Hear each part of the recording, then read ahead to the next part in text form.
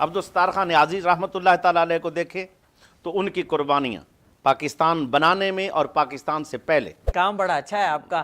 لیکن میری پیری مریدی کو مسئلہ ہے. میرا ایک ہلکا باب ہے. جب میں پھانسی کا پھندا چوموں گا تو میں خود علم ہو جائے گا کہ میں کتنا پھانسی سے پیار کرتا ہوں. نظام مصطفیٰ کے لیے اتنی کوشش کرتے رہے آپ کو وقت ہی نہ ملا کہ آپ شادی کر سکیں. یہ جو معاملہ ہوا تھا ہوا پاکستان میں ہوا تھا.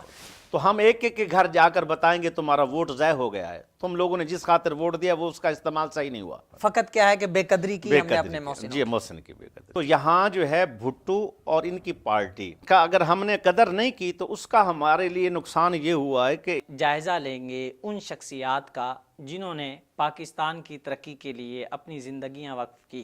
اور میں کیا روتے مر گئے. عیسیٰ خیل نیازی جلال کے اندر قادیانیوں کے متعلق بتا رہے ہیں کہ یہ کافر ہیں, اور آپ علامہ اقبال رحمۃ اللہ تعالیٰ علیہ کے ساتھ بیٹھتے اٹھتے, اور فراغت کی سند بھی علامہ اقبال رحمۃ اللہ تعالیٰ علیہ نے آپ کو دی.